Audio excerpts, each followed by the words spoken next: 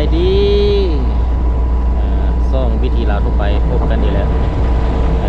วันนี้จะนำพา FC ไปครับชมบรรยากาศยามฝนแรงในขอบเขตโครงการก่อสร้างป้องกันตะฝั่งเจือนแคมน้ำขอกตอนนี้ข้าพเจ้ามาอยู่ในขอบเขตบ้านไซสถานซึ่งเป็นแดนคุณเป็นบ้านไซสถานเป็นแดนต่อระหว่างไซสถานและบ้านโพนสว่างที่ขึ้นกับเมืองศรีสัตนครพิจันทร์นี่คือเห็นรถแล่นโยฮันก็จะเป็นอยู่ในถนนที่ออกไปพระราชจุดซอดวงเวียนเจไดโม่แล้วเข้าไปถนนท่าเรือซอดสวนมอนพวกนินพอดวัดนานี่ตอนนี้ข้าพเจ้ายืนอยู่ใกล้ๆกับเขตอ่างน้ำจินไดโม่อยู่จุดนั้นอยู่พูนจะเทว่าได้ขอบเขตเบื้องนี้เห็นบ่สังเกตเพิ่นได้ปูกะโหล8เหลี่ยมนอน8เหลี่ยมเพิ่นน่ะพุ่นโครงการการเชื่อมเขตเบื้องนั้นมันสำเร็จและมฮอดสุดหม่อนโซนบ้านไซสถานเพิ่นก็ได้เปิดการนำใช้อย่างเป็นทางการในวันที่1เดือน7ปี2016ที่ผ่านมามื้อนี้ซ่องวิธีเราทั่วไปจะสืบต่อเบิ่งจุดนี้จากนี่แหละเริ่มจากบ้านโพนสว่างจนลงไปฮอดบ้านท่านาบ่อโอบ้านเผาสมโฮงแกงยางจนพุ่นลงไปฮอดขอบเขตบ้านหาดดอกแก้วเนี่ยบัดนี้จะเดินทางลงไปลูกหมดว่าจะเป็นแบบไหนก็บ่ได้มาโดนแล้วแหละมื้อนี้ซ่องวิธีเราทั่วไปก็จะได้พา FC นะครับสมกับบรรยากาศในยามหอนแรงเพราะว่าในช่วงนี้ก็ยังบ่ทันได้สำเร็จเทื่อเพิ่นก็ได้ลงเป็นสั้นหน้าทางหรือว่าสั้นสับเบสเป็นที่เฮียมห้อยนี่ก็ถือว่าเป็นสั้นสุดท้ายแล้วเพียงแต่ว่าเพิ่นจะได้ปูยางไปก็ถือว่ามาเบิ่งสภาพน้ำของนี่ก็ขึ้นน้อยนึง FC สังเกตเบิ่งขึ้นน้อยนึงขึ้นน้อยนึงละบัดนี้รอรุ่นอีกว่าอีกจัก 4-5 วันนี่ถ้ามีฝนตกทางภาคเหนือหลายแล้วจะ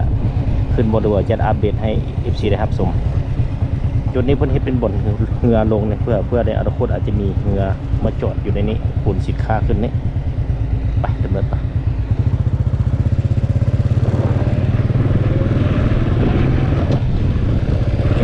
ต้องขอขอบใจ FC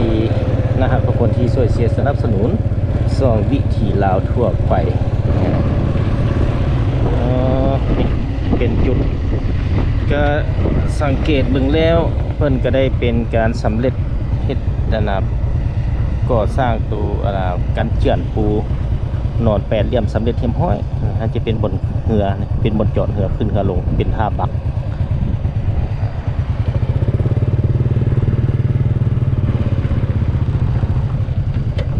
ส่วนจุดนี้ก็จะเป็นจุดจอง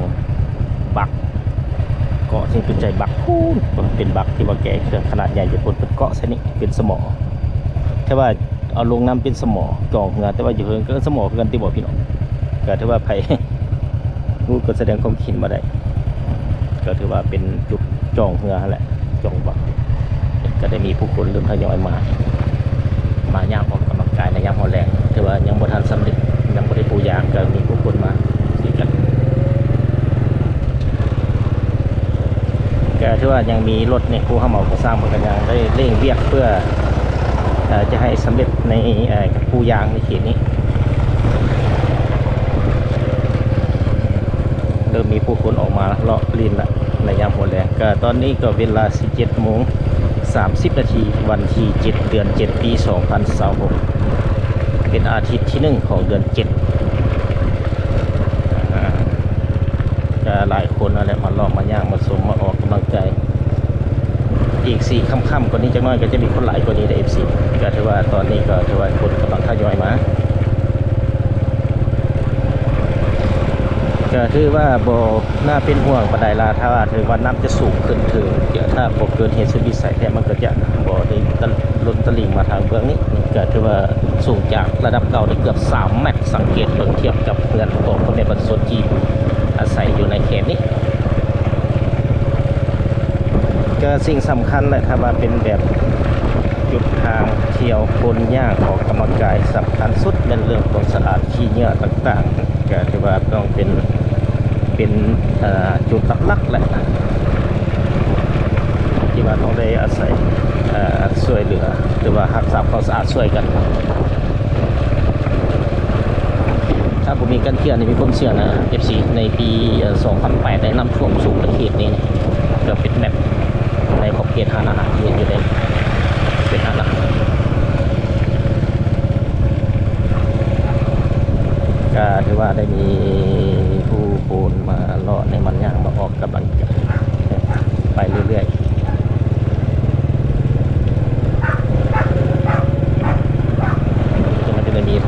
ต่างประเทศที่ว่ามาเฮ็ดเวียกอยู่ลาวก็ได้มีการออกแล่นออกกำลังกายนะแต่ละจุดประมาณ100 เมตรเพิ่นก็จะเฮ็ดเป็นแบบคันไดลงคือเห็นอยู่ในนี้นี่โจชิมไว้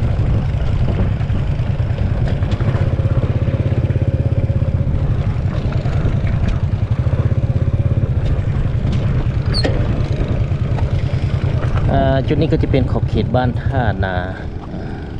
ต่อไปก็จะเป็นบ้านท่าโบกบูลงไปลุ่มไปแล้วนี่แต่ละจุดเพิ่นก็จะเฮ็ดคันไดลงแบบสังเกตบางเอซี่เนี่ยที่เป็นคันไดลงไปลุ่มพุ่นไปตึกเบ็ดหาปลาอยู่แคมน้ำของก็ได้นั่นก็จะเป็นเรือที่มาให้เป็นเรือหาปลาของพ่อแม่ประชาชนที่อยู่ในเขตนี้จะเป็นใส่เบ็ดใส่มองว่าโอ้สำเร็จเป็นที่แฮมห้อยเฉพาะปูกันเจือนหรือว่านอนแปดเรียบนี่เห็นนี่ก็ว่าสำเร็จแล้วจุดก็ตอนนี้ได้มีผู้คนทยอยย่างมาออกกำลังกายที่เห็นอยู่ในนี้ออกไปทางเบื้องนี้ก็จะพุ่งย้อนสอนกลับไปหอดพุ่นสวยงามเลยสังเกตเบื้องไหมบรรยากาศยามหัวแรงปุ๊บจุดหอดพุ่นเขตบันหอมเฮ้ยก็เขตสวนมอนพวกนี้มันก็จะเป็นจุด100 เมตรมีจุดหนึ่งคันได้ลงแบบสิก็ได้ลงง่ายไปเดินทางต่อไป2 วิธีเราทั่วไปก็จะพยายามอัปเดตบรรยากาศหรือว่าโครงการก่อสร้างต่างๆที่อยู่ในนครหลวงเวียงจันทร์มาให้ FC ได้รับชมในปี 2026ก็ถือว่าตอนนี้เขาก็เดินทางมากายครึ่งปีแล้วพอเดือน7แล้วของ2026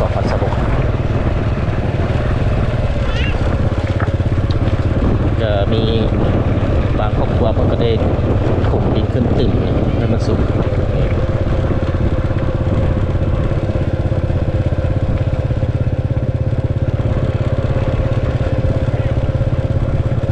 จะถือว่าเป็นจุดหนึ่งที่ว่าเป็นบ่อนออกกำลังกายของพ่อแม่ประชาชนในยามหอนแรงยามเศร้าจะมาย่างอยู่ได้ก็ถือว่าอีกเป็นจุดที่ได้ชมวิวน้ำของแต่ทางเบื้องนั้นก็เป็นฝั่งประเทศเพื่อนบ้านหรือแขวงหนองคายนี่มอคอจุดนี้ก็จะมีคันไดลงอีกสังเกต FC เป็นคันไดลงเป็นจุดส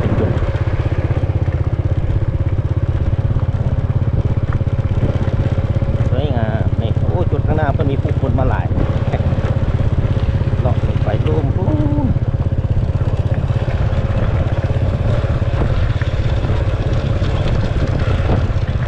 บางคนก็มาย่างบางคนก็มาขี่รถถีบกันแล้วแต่สะดวกคนสะดวกใครมัน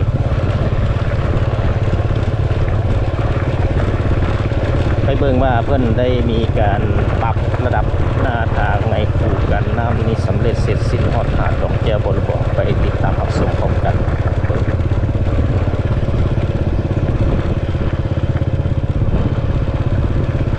นี่บางจุดก็มีพ่อแม่ประชาชนสาวค้าขายก็เอาเครื่องมาขายใส่รถน้อยมาขายอยู่ในนี้ก็ถือว่าเป็นอีกจุดหนึ่งจะเป็นขนมของตอนของเด็กน้อยมาขายก็ดีนะ FC มาขายเครื่องอยู่นะ ก็จะมีผู้คนย่างไปย่างมาซื้อที่เป็นเครื่องดื่มน้ำดื่มประมาณนี้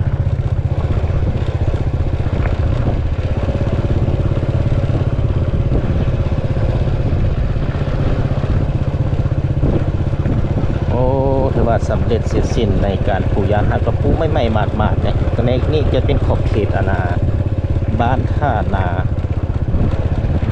ที่ขึ้นกับเมืองหาดไซฟองนครหลวงเวียงจันทร์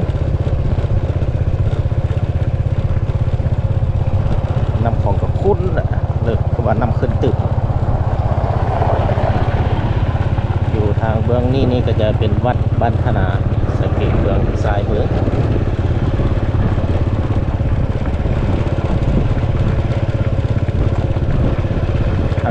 ไม่ FC ปูสั้นนะคะเป็นเดือนหินแรกอย่างจุดนี้เขาอันนี้คิวยาวอยู่ตอนนี้มันเป็นวันที่7 เดือน7 ปี 2026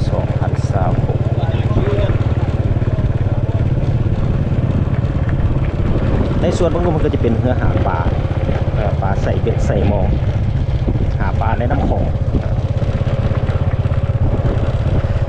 มาสังเกตในจุดพิเศษคูกันน้ำต้องกันเจือนอยู่ในช่วงบ้านโพนสว่างมาเขตบ้านธนาบ้านพาวโบโอบ้านแกงยางถูกเพิ่นบริเหตุเป็นทางย่างสังเกต FC คือว่าเพิ่นเฮ็ดเป็นทางรถแล่นสวนกันได้จะบ่มีทางย่างสังเกตก็เป็น FC ก็มีเพียงแต่ว่าเพิ่นปล่อยให้รถเบาจะบ่ให้รถบรรทุกหนักแล่นผ่านเส้นนี้เบิ่งเพราะว่าอยู่ในช่วงขอบเขตบ้านจอมแจ้งเพิ่นก็อนุญาตให้แต่รถเบาเข้ามาได้ส่วนรถบรรทุกหนักเพิ่นบ่ให้เข้ามาได้แต่รถเบาในอนาคตภายหลังเปิดการนำไส้โครงการก่อสร้างป้องกันเขื่อนแคมป์ของนี่ก็หลายคนก็อาจจะเที่ยวทางนี้แหละเพราะว่ามันสะดวกสบายเลยเป็นทางเส้นใหม่ เลาะแคมป์ของไปเลย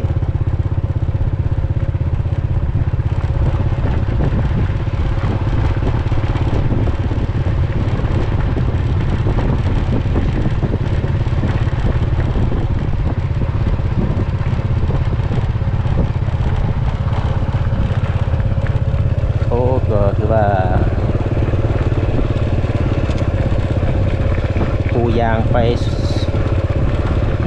ยังบ่ทันสำเร็จฮอดช่วงใดช่วงหนึ่งในขอบเขตบ้านท่านาที่ขึ้นกับเมืองหาดเสฟอนครเราเวียงจันทน์จะมีบางจุดอยู่ก็ไปทางเบื้องหน้าคือว่ายังเห็นมีกรรมกรผู้ขมอกยังเห็นปูบนหนอนแปดเรียบอยู่ในจุดนั้นเดินใกล้ๆก่อนเลย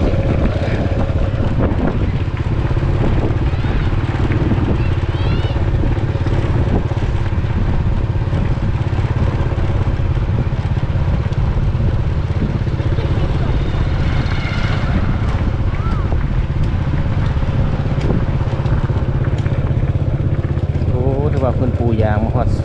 ช่วงนี้ก่อนลงหินมาฮอดเลยแหละ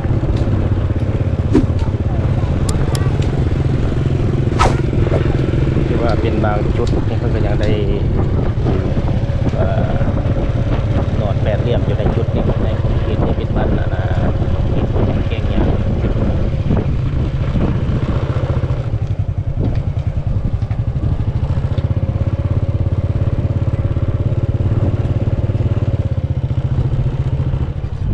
คันไดบ่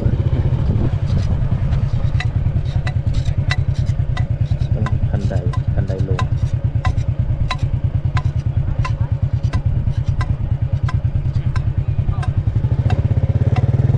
ก็ถือว่าจุดทางเบื้องหน้าก็จะเป็นเรือ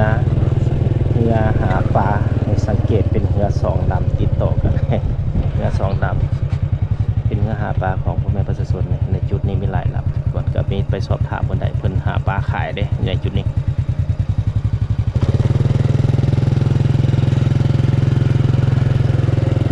ตอนนี้ผู้คนก็ยังโบทันมาหลายเดือนรออีกจังหน่อยสีคำๆมืดๆไปเลยอาจจะมีผู้คนเลิกงานมาก็ได้มาย่างมาออกกำลังกายในจุดนี้ก็ถือว่าเพิ่นสำเร็จเสร็จสิ้นในการปูสั้นหน้าทางเป็นที่เยี่ยมห้อยมีเพียงแต่เพิ่นจะได้ปูยางกันซึมแล้วก็จะได้ลาดยางและจุดนี้สังเกตเพิ่นถือว่าเป็นการสำเร็จเสร็จสิ้นในระดับหนึ่งขอบเขตนี้ก็จะเป็นบ้านเผาที่บ้านเผาที่ขึ้นกับเมืองไซฟอนนครเวียงจันทน์ออกจากบ้านเผาไปก็จะเป็นโบโอสมโหแกงยางไปเลยขอบเขตนี้จะเป็นบ้านเผาFCก็จะได้แนะนำให้รับทราบไปนะถือว่าขอบเขตบ้านเผานี่ยังเหลืออยู่น้อยนึงที่เพิ่นยังบ่ทันได้ปูยางวันนี้ก็เป็นวันที่7 เดือน 7 ปี 2016ก็ถือว่า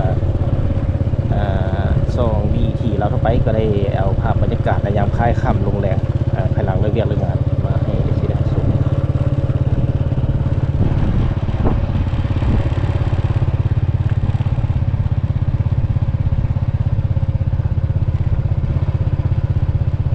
ก็ถือว่าไปทางเบื้องหน้านี้น่าจะไปบ่ได้เห็นสังเกตเพิ่นปูยางสังเกตเพิ่นไปบ่ได้แล้วก็ถือว่าเพิ่นกำลังลงยางทางเบื้องหน้าสังเกตมีรถ สีดยาง กลับไปเบิ่งก่อนถ้าเพิ่นบ่ให้ไปเขาก็คงกลับเท่านั้นถ้าว่าก่อสร้างได้สำนี้แล้วก็ถือว่าเป็นการสำเร็จเสร็จสิ้นที่ว่าเพื่อป้องกันน้ำแหละถ้าว่าขึ้นมาถ้าบ่เกินเหตุสุดวิสัยถ้าก็ถือว่าเขาก็สามารถมีความอุ่นใจที่เงินพ่อแม่ประชาชนอยู่ในของเขตบริเวณดังกล่าวนี้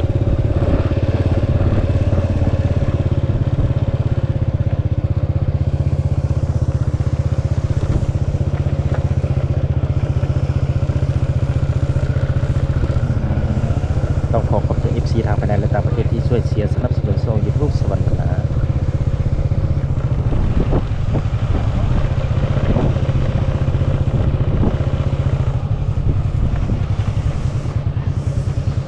ไปบ่ได้แล้วตีแบบสิ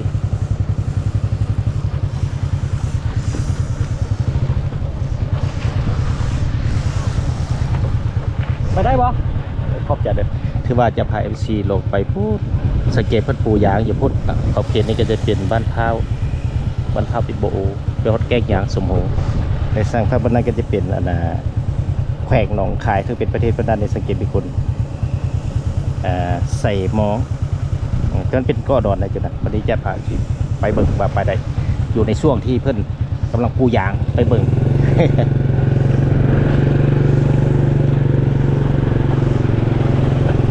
นี่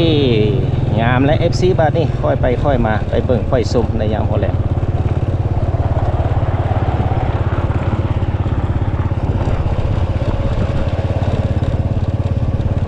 ยังลงยางไม่ไหม้เลยนี่ยังขิวยางอยู่นี่พูดเห็นบอกเพราะว่ายังเห็นโลตินยางยังกำลังเฮ็ดเวียกอยู่ในจุดนั้น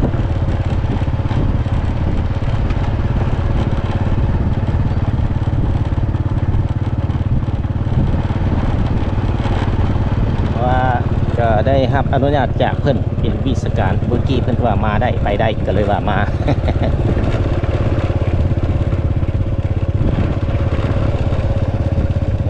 เนี่ยหน้าป่าใส่เสื้อจอกเหือ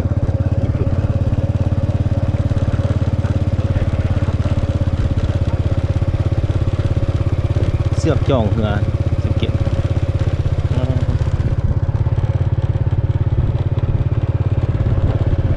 ก็ถือว่าเป็นบรรยากาศในยามหัวแรงนี่ก็ได้ว่าเอาเป็นแบบสิในFC ที่จะได้มาท่องเที่ยวหรือว่ามาเลาะชมในขอบเขตทางเมืองหาดทรายฟองทางเมืองแคมป์ของโดยเฉพาะแม่นออกจากบ้านไซสถานโพนสว่างท่านาบ้านพ้าวบ่อโอ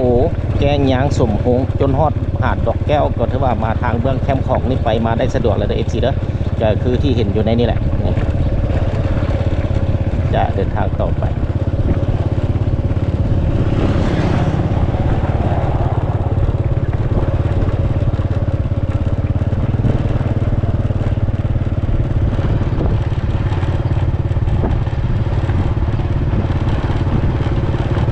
จะเป็นจุดแบบนี้เนี่ยทางคันไดลงใน100 เมตรจุดหนึ่ง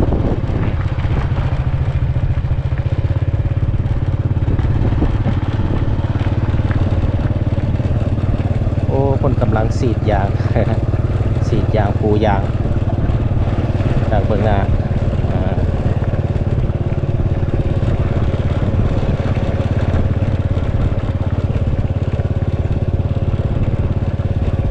พอดีมาถึงช่วงได้มาถึงช่วงเพิ่นปูยางนะก็ว่าสุดยอดเลยวันนี้มาแต่ละเทื่อหันส่วนหลายเพิ่นเลิกเวียกแล้วแต่เมื่อนี้มาพอดีเห็นเพิ่นนะกำลังเฮ็ดเวียก นี่ก็จะเป็นบทจุดหนึ่งเขตนี้จะเป็นเขตบ้านแก้งยางที่4บ้านแก้งยางที่ขึ้นกับเมืองหาดทรายของนครหลวงวิจันทร์สียางปูยางลงยางนี่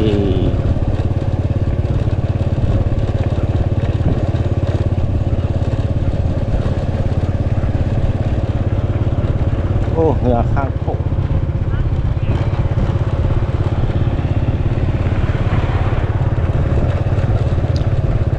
เบิ่งก่อนจะไปได้บ่ทางหน้าเนี่ย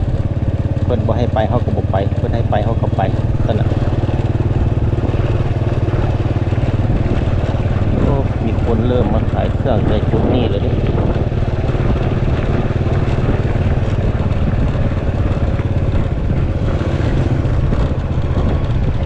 เขต บ้านแก่งยางที่ขึ้นกับมหาไซฟอนนครหลวงจันทร์ออกจากแก่งยางไปก็จะเป็นอาณาละไปอีกจะน้อยก็ฮอดเขตอาณาหาดดอกแก้ว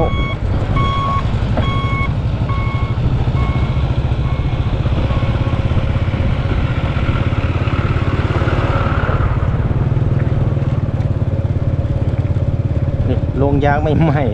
คุณกำลังปูยางอยู่ตอนขับรถให้ไปหมดเนาะ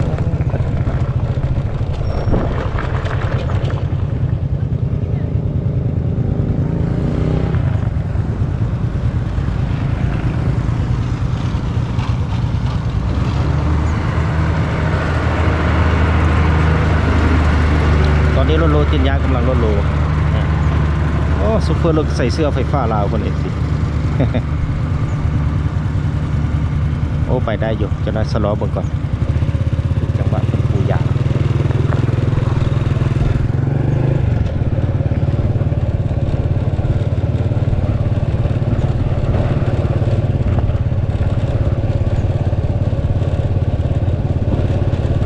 กำลังลงยางอีดมิดแลบสั้นสุดท้ายในหน้าทางนี่คือว่าทางนี้ก็จะเป็นสเปนไปบ่ได้ก็พุ่งกลับเท่านั้นเพิ่นยังให้ไปอยู่เด้ในเพิ่นนี่ก็ยังเร่งลงมือ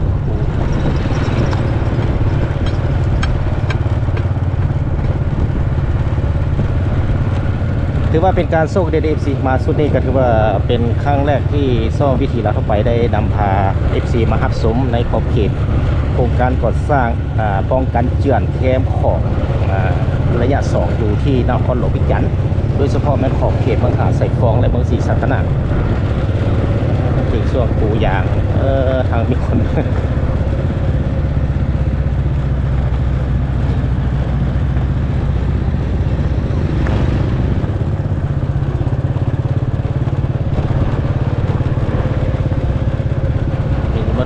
โลติดยางรถสียางที่จริงแล้วข้าพเจ้าก็เคยอยู่เฮ็ดเดียวปวดทางมานี่ก็3 ปีแล้วแหละลงยางลงหินลงยางลงหิน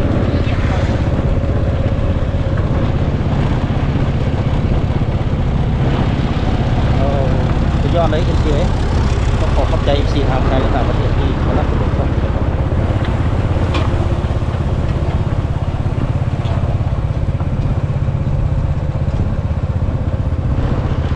จุดนี้เพิ่งสีดยางแล้วมีแต่ทางหลังเพิ่งเป็นปูหินมาไปใกล้บ่ได้นะถ้าว่ายางมันจะเย็นก่อนในเทคนิคก็สร้างทางใน 1.2 ลิตรต่อเมตรกระเดที่เพิ่งสีแล่นไว้หลายกันยางกระบะ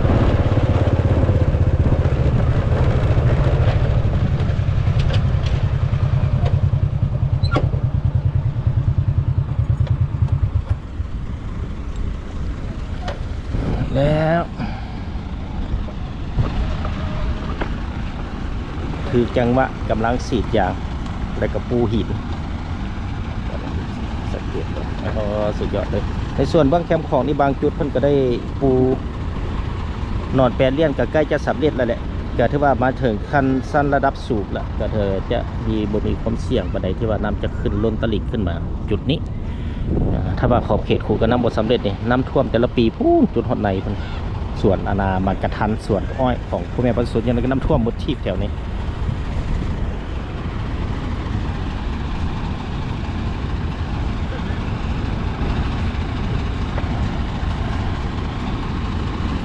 บรรยากาศยามแรง FC ก็ถือว่าได้เป็นโอกาสหนึ่งที่ว่าได้นำเอาภาพบรรยากาศแบบสิได้ให้ได้รับชมมาถึงจังว่าเพิ่นเฮ็ดเวียกแต่ว่าถามวิศการเพิ่นอนุญาตให้เข้ามาได้ก็เลยเข้ามาถ้าเพิ่นบ่ให้เข้ามาเขาก็ต้องบ่เข้ามา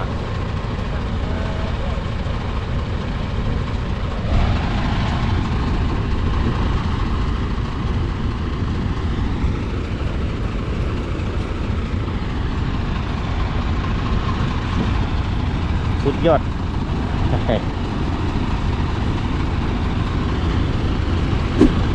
แกย่างไปเบิ่งใกล้ๆก่อนแต่ที่ว่าในปี2004-2007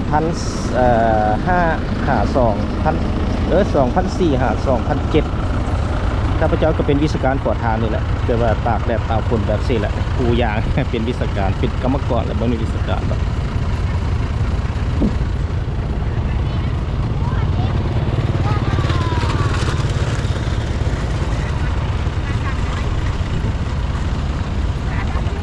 คนปูยางมาแล้วนี่นี่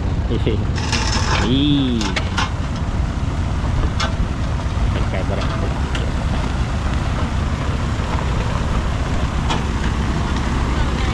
เป็นหินเม็ดแหลบเป็นสั้นสุดท้ายของทางบ่ได้เห็นด้นเลยเสียก็เลยว่าได้โอกาสมาคือจังหวะเพิ่นกำลังดูตอนนี้วันที่7 เดือน 7 ปี2026อยู่ที่ขอบเขตบ้านแกงยางที่ขึ้นกำมะขามใส่ฟองนะพ่อหลวงเวียงจันทน์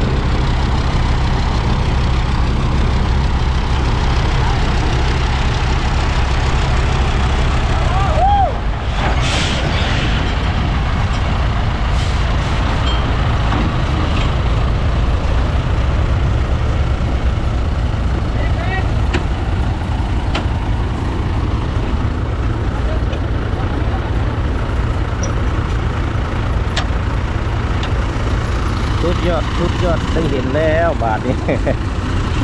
จังน้อยจะเดินทางลงไปลุ่มพุ่นแหละคือฮอดหาดดอกแก้วพุ่นก็ว่ายังไกลเติบอยู่ทีเดียวประมาณ13 กิโลเมตรเนี่ยหมด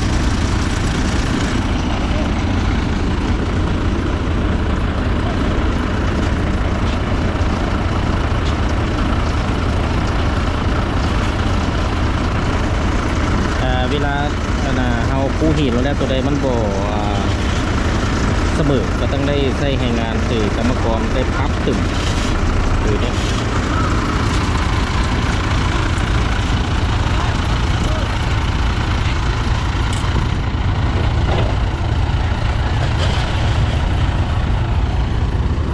ก็ถือว่าภายหลังมืดแล้วเพิ่นก็จะมี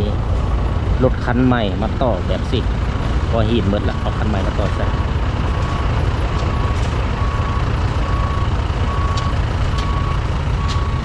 เบิ่งแบบเต็มตา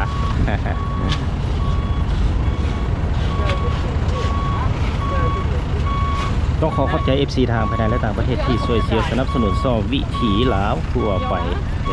เพื่อจะได้รับวิดีโอใหม่ๆมาให้ FC ได้รับชม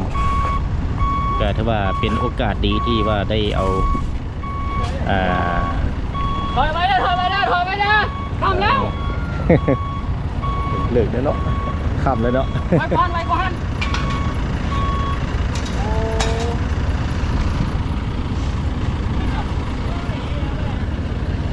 ถอยบ่ได้ปะ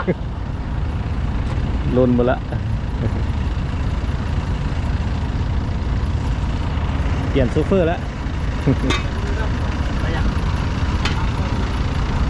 นี่ก็เป็นตัวอุปกรณ์จักรที่ว่ากระจายหินแต่ว่าเป็นจะแยกหินลงไปให้เสมอเวลารถด้ามดันเข้าไปก็จะเป็นมักเฟืองแยกแต่ว่าย้ายหินให้มันเสมออยู่ในภูหิน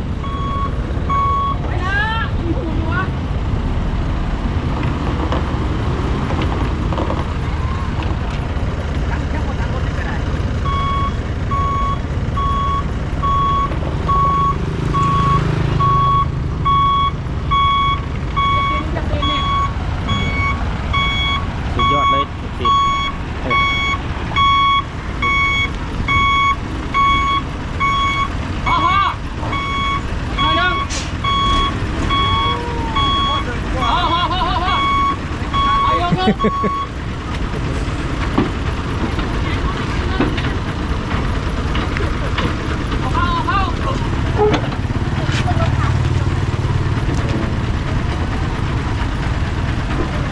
นี่ก็คือว่าเป็นการประกอบอุปกรณ์ใส่ดินรถหลังจากนั้นก็ถอดถอยยางมันบอกว่าจะหลังกันเจ้าดีเดี๋ยวมันมีอย่างเดียวจีน่า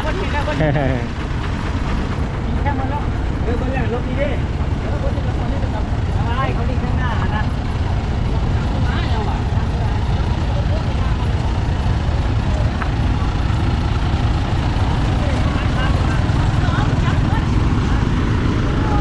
เดี๋ยวจะได้ฉีดยาก่อนนะ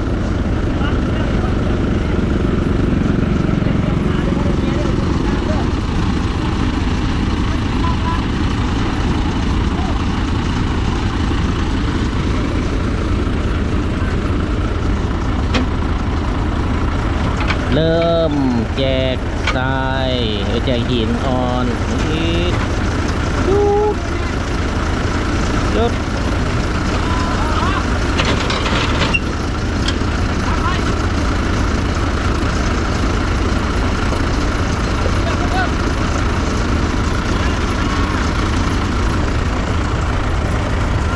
รียมจะสี่ยางบัดนี้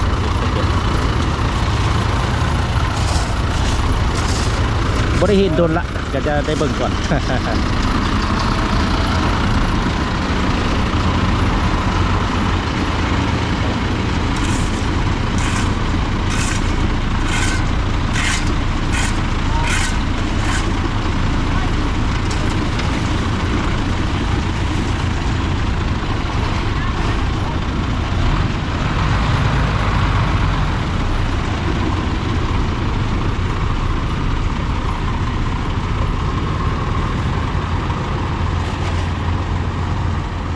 ว่าเพื่อจะท้อไปเพิ่นฉีดลงสั้นที่2 บาท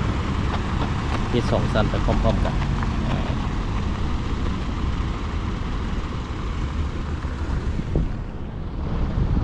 วันนี้จะได้เดินทางลงไปลุ่มละก็ถือว่าอีกหนึ่งบรรยากาศที่ได้พา FC ได้เบิ่งจุดหนึ่งที่ถือช่วงที่เพิ่นกำลังฉีดยางแล้วก็ลงหินสั้นหน้าทางในคูกันน้ำทางฝั่งกันเจือนในขอบเขตบ้านแกงยางที่ขึ้นกับเมืองหาดไซฟอนนครหลวงวิจันทร์ที่เห็นอยู่ในปัจจุบันเมื่อนี้ก็เป็นวันที่7 เดือน 7 ปี 2026นั่นเองวันนี้จะเดินทางลงไปพุ่นละจังหวัดบ้านหาดดอกแก้วพุ่นละบ้านไปเดินทางต่อ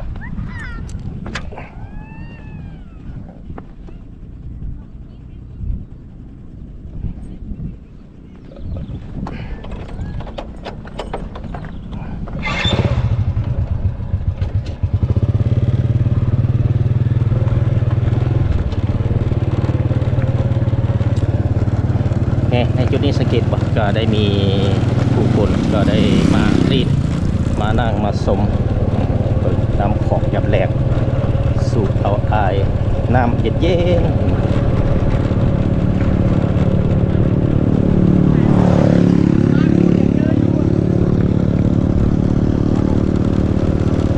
โอ้ถือว่า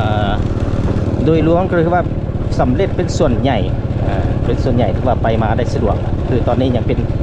หินเม็ดใหญ่ภายหลังเพิ่นลงหินเม็ดแรกอีกสั้นหนึ่งก็ถือว่าเป็นการจบเสร็จสิ้นสั้นหน้าทางในคูกันน้ำถือว่าตะฝั่งป้องกันเจือนนี่เอง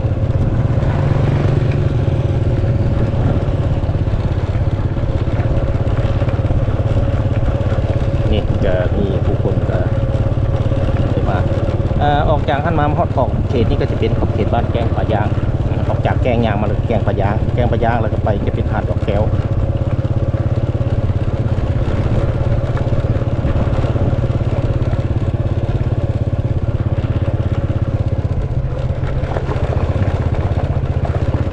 นี่ก็ได้มีคนเริ่มมาขายแล้วมาขายนะขายนา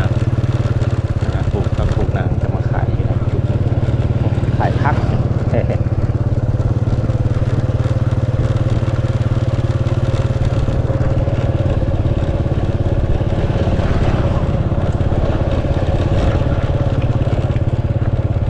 นี่ก็จะเป็นอุปกรณ์ปัด ปัดฝุ่นปัดที่หินเม็ดใหญ่ออกจะว่าอุปกรณ์เทคนิคก่อสร้างก่อทางก็จะเป็นอุปกรณ์ปัดฝุ่นแล้วก็ลงยางแล้วก็ปูหิน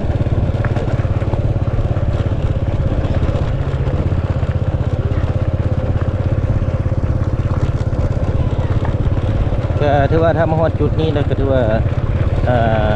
ยังบ่ทันสำเร็จเลยนี่ยังจะได้ปูตื่นอีกสั้นหนึ่ง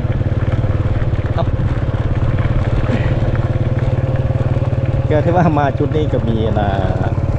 พนักงานเฮ็ดเวียกพวกมันจะเจอหลายคนอยู่ที่มาหลอกมาส่งมาอยู่ในเนี่ยที่เหงื่อในเริ่มมีอะไรเสียโอ้แต่เป็นจิตสำนึกของบุคคลเลยที่ว่ายังบ่ทันได้เปิดใส่แต่ว่าบุคคลมารีบมาอยากกันโดยที่เหงื่อเริ่มมีเลยจะเป็นผงยางต่างๆว่าเอาเป็นปัญหาใหญ่แล้วคือว่าการรักษาความสะอาดสังเกตผมเริ่มมีถุงยางเต็มแล้ว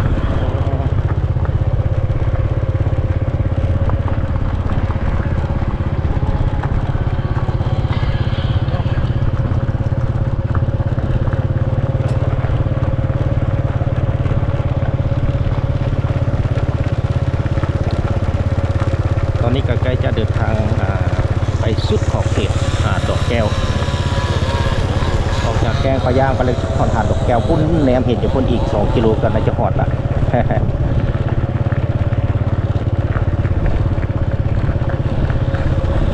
เดินทางไปเรื่อยๆเพื่อจะได้เอาภาพบรรยากาศยามไร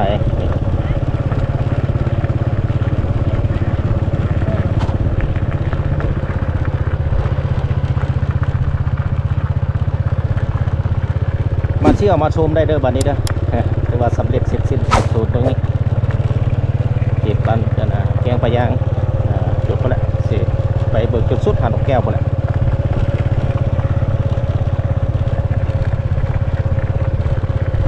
ก็อีกหนึ่งบรรยากาศที่ส่งวิธีเราเข้าไปก็จะได้อัปเดตจัดสรรวิดีโอต่างๆอยู่ทางในนครหลวงพิจิตรแต่ก็อยู่ในต่างแผ่นมาให้ได้ชม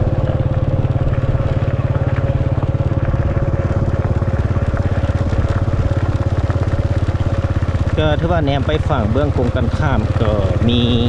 ทางฝั่งประเทศเพื่อนบ้านหรือแขวงหนองคายเนี่ยเพิ่นก็เฮ็ดเส้นกันแต่ฝั่งป้องกันเจือนอยู่พู้ที่แนมเห็นอยู่พู้ในบ่อแดงๆเนี่ยเป็นจุดนั้นแหละเพิ่นก็เฮ็ดเส้นกัน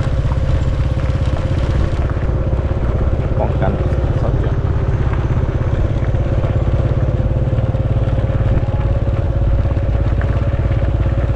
เป็นกลุ่มเป็นเด็กน้อยวัยรุ่นก็แต่ว่าได้มาเลาะมาเบิ่งในแคมป์ของคือแบบเส้น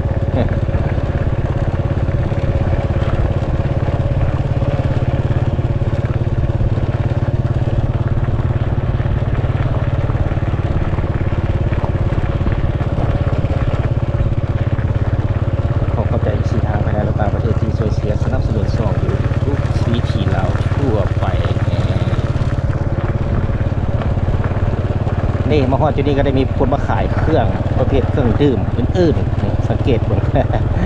น่าจะเป็นทุกมือเลย FC ก็ข้าพเจ้าก็บ่ได้มาทุกมือเนี่ยโดนๆมาเทื่อนึงก็ถือว่าซ่องวิถีรางรถไฟก็เป็นครั้งแรกที่ได้มานี่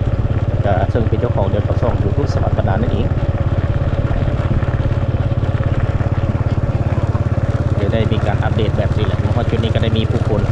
หลั่งไหลเข้ามาย่างมาเบิ่งมาชมถ้าว่าอยู่ในภูกระน้ำนี้ถ้าว่าปะให้แต่รถน้อยมาเที่ยวในจังหวัดเส้นทางนี้ก็จะกุมดน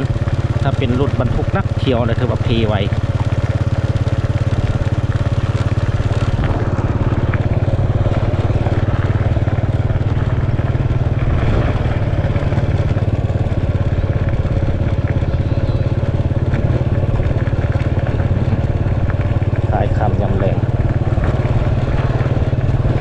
ในจุดเบื้องซ้ายมือที่เห็นรถแล่นอยู่หันก็จะเป็นคูเก่าจะไปสอดอยู่3แยกบ้านสมพงษ์บัวโอ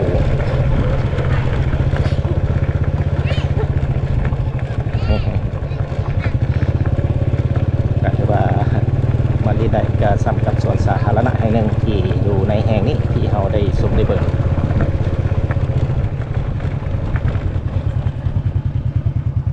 ก็ถือว่าสำเร็จที่เยี่ยมห้อย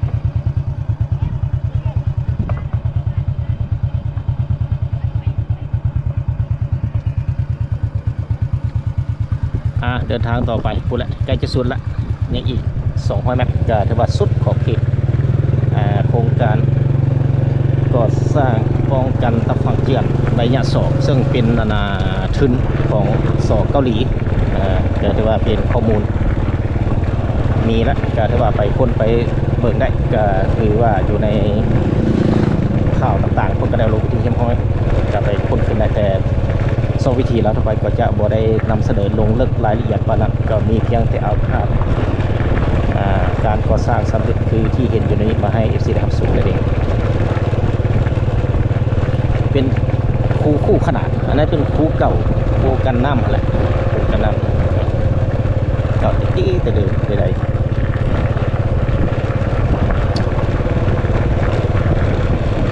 ตอนนี้ข้าพเจ้าก็ได้เดินทางเข้าในขอบเขตบ้านหาดตกแก้วขึ้นกับเมืองหาดทรายฟองนครหลวงเวียงจันทร์เป็นที่เรียบร้อยคือว่าสุดสิ้นในขอบเขตโครงการก่อสร้าง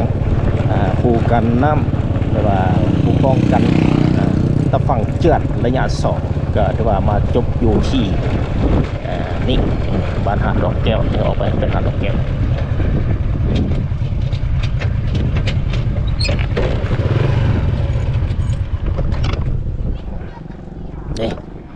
สุดขอบเขต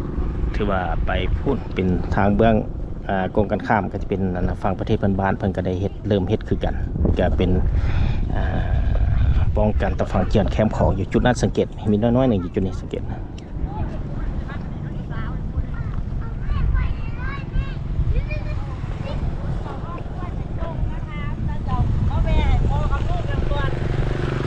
ขอบเขตนี้ไปก็จะเป็นขอบเขตบ้านหาดดอกแก้วออกกันนี่เป็นบ้านหาดดอกแก้วจะไปซอดอยู่บ้านห้อมมหากันซาบ้านห้อมไปทางนี้อยู่